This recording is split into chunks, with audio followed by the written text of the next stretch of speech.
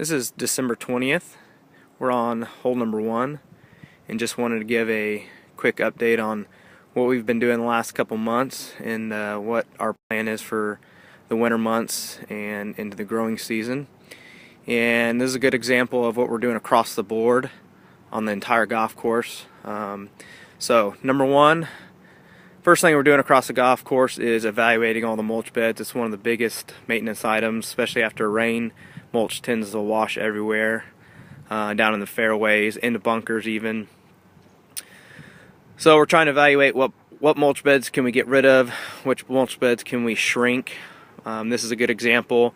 This mulch bed used to extend into this walkway right here, and every time it rained it used to wash down into that bunker. It also eroded this area, and this is a high trafficked area. You park here and walk up to the green.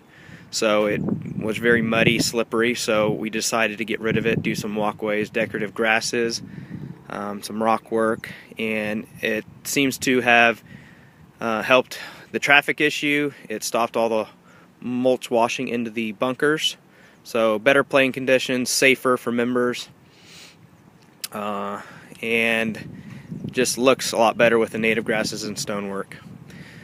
The next thing we're doing on the golf course is trying to water more efficiently. One of the biggest problems we have is plugged balls, and one way we're trying to alleviate that is ironically by adding more irrigation. I know that goes against logic, but what we're trying to do is put irrigation exactly where it needs it and take water away from areas that tend to stay a little bit wetter. And as you can see in the middle of the screen, you can kind of see this little wavy trench that goes all the way to the other side of the approach, and it comes up here and wraps all the way around that big tree up to the cart path. And what we did, we installed little pop-ups, and the reason for that, we're trying to throw water exactly where we need it on areas that tend to burn up in the summer times, and keep water off the approaches and green surrounds. So to give you a good example, I'm going to kick on a big head, and this is the only way we can water hot spots in the summertime is by running the big giant overheads, which throws water onto the greens complexes and approaches. And you can see that even throws onto the green. And that's the only way we can water the hot spots in the mounds on the other side of the big tree in these areas right here by the mulch bed. And you can see where we've lost turf, where we've sodded. That's all because it got too hot and we just couldn't get turf to survive without getting the approaches wet. So again, we added irrigation. We've added little pop-ups, little heads, and what we did, we installed them so that they would shoot away from the playing surfaces.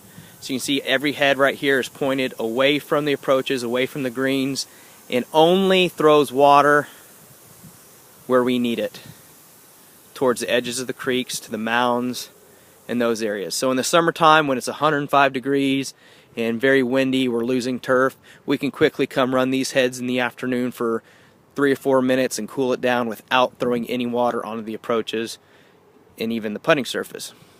So what that means for you as a golfer is your green surrounds, especially in the summertime, stay firmer like they're supposed to be, less mud balls, and for us it means losing less turf, means using our labor more efficiently rather than replacing sod and stuff like that. We're installing fringe drains like this one, and what we're trying to do here is dry up all of our green surrounds, all of our low-lying valleys, trying to get that surface water into a pipe quickly. And again, what that means for you as a member, as a golfer, is less mud balls. That ball rolls around the green complexes a lot better. You get a better roll, a truer roll. And what we did here, these trenches are about 1.5 feet wide, 1.5 feet deep. There's perforated pipe in there, wrapped with a filtration sock, and we backfilled with straight sand. What we'll come back and do in about a week or two is put sod, fresh sod on top of this. We'll wash the sod first. We'll wash off all the soil so that it's a clean system. We don't want to put sod with an inch of clay on there. It'll it'll just clog up this whole system we just did. So you'll see this a lot throughout the winter months around the greens complexes. Our goal is to get through the majority of the green complexes, especially the problem approaches like this one that is highly trafficked from the cart path to the green. Everybody has to walk through this to get back to the cart path, and it's you get a lot of balls, a lot of landing areas. There's a landing area, a lot of balls in here, and it's going to reduce a lot of the mud balls that we get.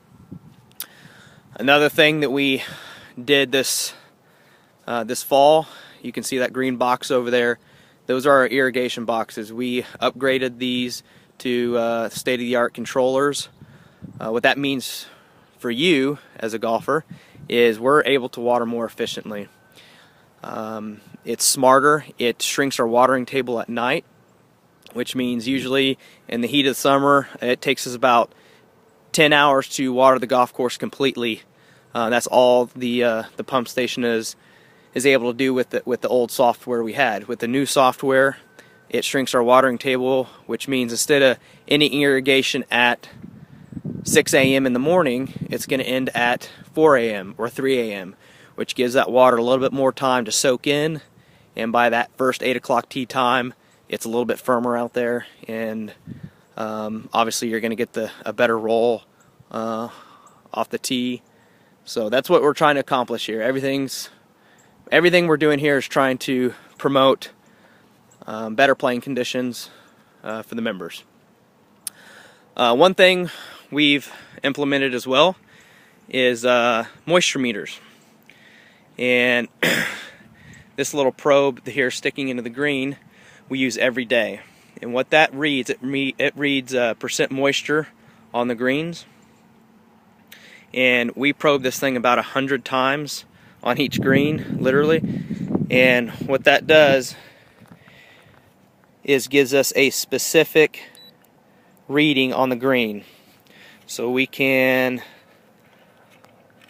probe it in there and press read, and it gives us a percent moisture. That top right number, 30.6, is the moisture in that specific spot. We can move down into lower areas,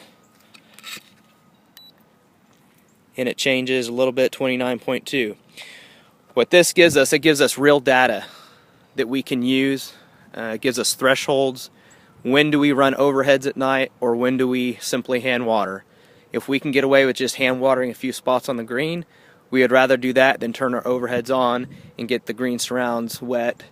It also reduces the amount of moisture we have. If we know exactly how much moisture we have in these greens, it means less fungicides, it means less fertilizers, it means healthier turf, which means healthier greens, which means firmer greens, faster greens, better playing conditions for the members.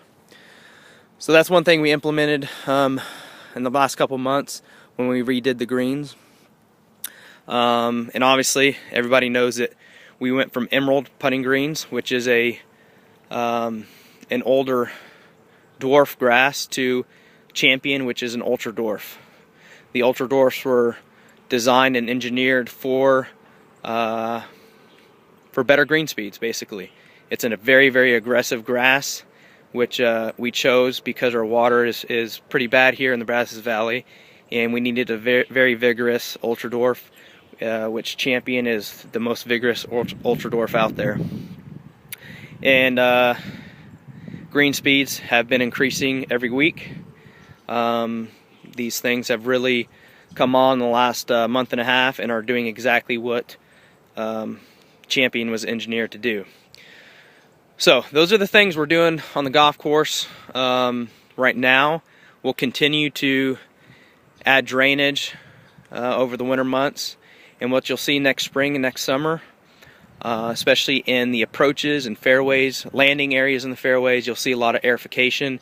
You'll see a lot of top dressing with sand, and all those are meant to increase the playability, get rid of mud balls off the tee. If we can put sand down on the fairways and create a firmer playing surface and airify and get some of that sand down in the holes, that's going to help our soils drain better, which also means a better roll for the members. So I know that was a lot, but feel free to call me, email me, stop by our shop. I'd love to talk to you. I'd love to drive around and show you all the other little things we're doing out there. This is just a short list of the things we're doing. Very excited about all these things. Again, feel free to stop by, say hello. Love to share more with you. Thank you.